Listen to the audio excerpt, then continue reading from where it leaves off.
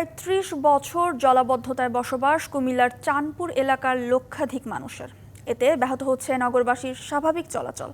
বিশুদ্ধ পানি সংকটের পাশাপাশি মানুষ আক্রান্ত হচ্ছে পানিবাহিত রোগেও।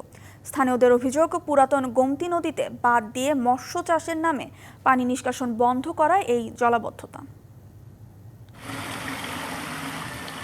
জলাবদ্ধতার দুর্ভোগ পিছু ছাড়ছে না কুমিল্লার আদর্শ সদর উপজেলার পাঁচথবি ইউনিয়নের ৮ ও ৯ নং ওয়ার্ডের লক্ষাধিক মানুষের। ৩ দশক ধরে ভোগান্তি পোহাচ্ছেন তারা।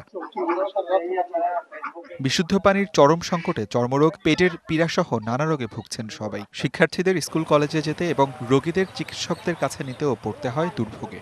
এছাড়া বাড়ছে ডেঙ্গুর ঝুঁকিও। এলাকাবাসীর অভিযোগ, পানি নিষ্কাশনের পথ বন্ধ করে প্রভাবশালীদের মাছ চাষের কারণেই সারা বছর পানিতে ডুবে থাকে এলাকাটি। এদিকে কিছু মাছের ঘের করে পুরো নদীতে, সেই নদীতে বিভিন্ন বাঁধ দিয়ে তারা এই পানিটার বাধা সৃষ্টি করে এবং এখানে আমরা প্রায় ৩০,০০০ মানুষ আজকে ৩০টা বছর ধরে আমরা এই পানি বন্দি।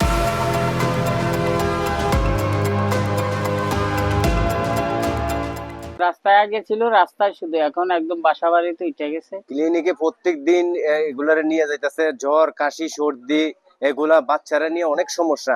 জলাবদ্ধতার কারণে অনেকে নিজেদের বসত বাড়ি ছেড়ে বাসা ভাড়া নিয়ে বাস করছেন অন্য এলাকায়। অনেক কষ্ট হইতেছে মানুষের, মুরব্বীদের নিজেরও বাড়িতে পারতেছে না, বুড়া বয়স্ক মানুষ তারও চলাফেরি করতে পারতেছে না। বর্ষার পর অধিকাংশ সময় আমরা এই জলাবদ্ধতার শিকার।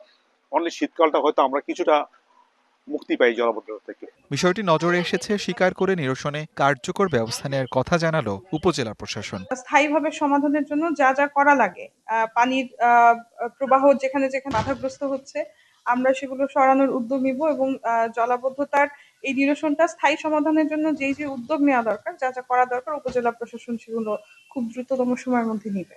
জলাবদ্ধতার দুর্ভোগ থেকে মুক্তি দিতে দ্রুত ব্যবস্থা নেওয়া হবে প্রত্যাশা নগরবাসীর।